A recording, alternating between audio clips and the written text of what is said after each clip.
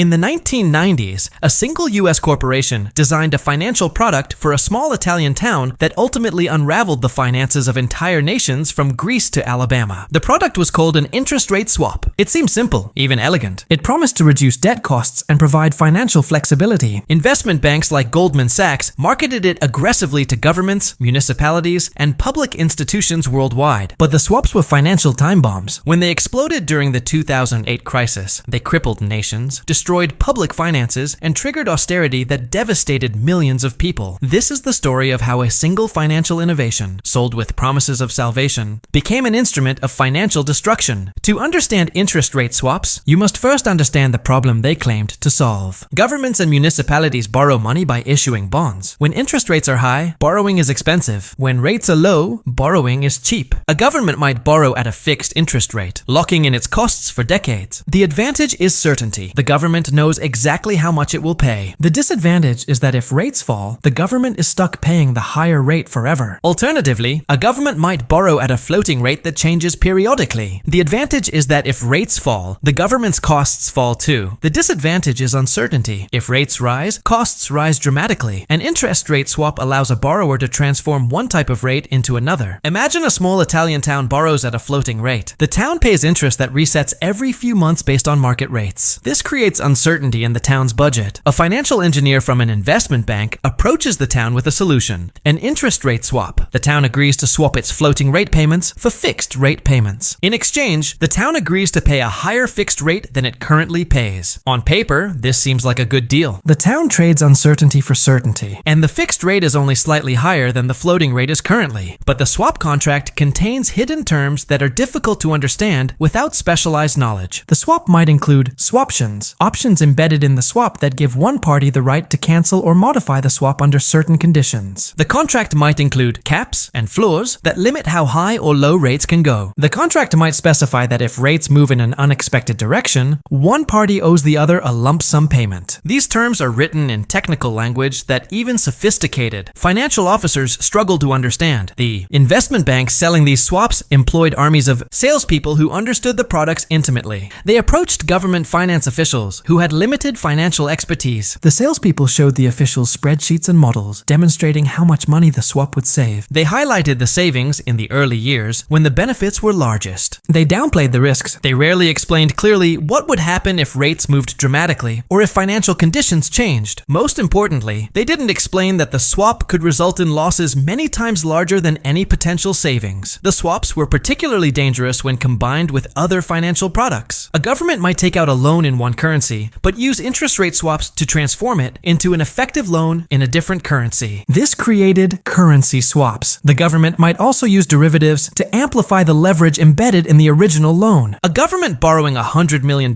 might, through swaps and other derivatives, end up with effective exposure equivalent to $500 million or more. When financial conditions were calm, this leverage was invisible. But when markets convulsed, the leverage revealed itself catastrophically. Greece is the most famous victim of this financial engineering. During the 1990s and early 2000s, Greece wanted to join the Eurozone, the group of countries using the euro as their currency. To join, Greece had to meet strict budget deficit requirements. The country's actual deficit was much larger than the criteria allowed, but investment banks, particularly Goldman Sachs, designed a series of complex swaps and currency exchanges that temporarily masked Greece's true deficit. These financial engineering tricks allowed Greece to meet the entry criteria and join the euro. Once Greece joined, the swap's true nature was revealed and the deficit exploded. Greece had essentially borrowed money through hidden financial structures, and when those structures unraveled, the debt crisis was inevitable. Similar stories played out across Europe and America. Italian municipalities borrowed using swaps that seemed beneficial initially, but turned toxic when rates moved. Spanish regions used derivatives to hide the true cost of their borrowing. American municipalities, from Detroit to Jefferson County, Alabama, used swaps in ways that created massive hidden liabilities. Jefferson County, Alabama, provides a particularly instructive example. The county needed to finance a massive sewer system upgrade. Investment banks convinced county officials to use a complex structure involving floating rate bonds combined with swaps. The structure promised to save the county hundreds of millions of dollars over time. County officials, trusting the bank's expertise, agreed. What the banks didn't adequately explain was that if interest rates fell, the structure would require the county to make enormous payments to the swap counterparty. In 2007 and 2008, interest rates collapsed collapsed. The swaps that promised to save money instead required Jefferson County to pay billions of dollars it didn't have. The county couldn't refinance its debt because credit markets had frozen. It couldn't raise taxes enough to cover the costs. In the end, Jefferson County filed for bankruptcy, the largest municipal bankruptcy in American history at that time. Thousands of public workers had their pensions cut. Public services were slashed. The disaster was triggered not by underlying fiscal problems, but by financial derivatives that few people understood. The 2008 financial crisis exposed how widespread and dangerous these swaps had become. As credit markets froze and interest rates moved violently, swap counterparties began demanding massive payments. Cities and countries that had taken on these swaps faced sudden, enormous liabilities that their budgets couldn't absorb. Many governments didn't even know the true extent of their exposure because the swaps were held by multiple subsidiaries, and the full impact wasn't visible until the crisis forced mark-to-market accounting that revealed the true losses. Greece's crisis illustrates the connection between swaps and the broader sovereign debt catastrophe. When the true extent of Greece's hidden debt was revealed, the country faced a choice: default or accept an IMF bailout with harsh austerity conditions. Greece chose the bailout, which required cutting government spending dramatically, raising taxes, and implementing structural reforms. The austerity triggered economic contraction that made the debt burden worse, not better. Unemployment soared, young people emigrated, and the population declined. All of this could be traced back to interest rate swaps that had been sold with promises of financial improvement, but instead created hidden liabilities that eventually exploded. The mechanics of how swaps became so dangerous are instructive. When interest rate swaps were first created, they were designed for legitimate hedging purposes. A bank that made long-term fixed-rate loans wanted to protect itself against rising interest rates. The bank could use swaps to convert its fixed-rate income into floating-rate income that matched its floating-rate funding costs. This reduced the bank's interest rate risk. It was sound financial engineering. But as the derivatives market grew, swaps evolved into speculative instruments. Financial engineers designed increasingly complex swaps that offered enormous savings in the early years, disguising the risks that would emerge later. The problem was that governments and municipalities didn't have the expertise to evaluate these complex products. A small town's finance director couldn't possibly understand the mathematics embedded in a sophisticated swap contract. The investment banks exploited this information asymmetry ruthlessly. They sold products that were profitable for the banks because they collected huge fees up front. The risks were borne by the government or municipality, which faced massive losses later. The banks had incentives to sell complicated products that generated large fees, regardless of whether those products were beneficial for the clients. Remarkably, many of these swaps were sold after the dangers were already well known. In the 1990s, some municipalities had already experienced massive losses from swaps. Procter & Gamble, the consumer products company, had lost $157 million on a swap contract in 1994, yet investment banks continued to sell swaps to unsophisticated borrowers throughout the 1990s and 2000s. The banks knew the risks and chose to ignore them in pursuit of fees. Some banks even structured swaps specifically to maximize their profits at the expense of the client. Goldman Sachs' swap with Greece was eventually investigated, and it became clear that Goldman had essentially designed a structure that benefited Goldman while hiding Greece's true deficit from the Eurozone authorities. The regulatory response was inadequate. The SEC and other regulators had limited authority over swaps because they were traded over the counter and weren't classified as securities. The swaps market was largely unregulated, operating in the shadows. Investment banks could sell complex products without disclosing risks clearly or ensuring clients understood what they were buying. By the time the 2008 crisis revealed how dangerous these products were, they had spread throughout the global financial system like a contagion. After 2008, some reforms were enacted. The Dodd-Frank Act attempted to regulate derivatives more strictly. New rules required standardized derivatives to be traded on exchanges and cleared through clearinghouses. But the vast majority of swap contracts continued to be traded over the counter, outside regulatory oversight. Banks found ways to structure swaps to avoid new regulations. The reforms reduced, but did not eliminate the dangers that swaps posed. The human cost of these financial innovations is staggering. In Greece, austerity triggered by the swap hidden deficit crisis led to increased suicide rates,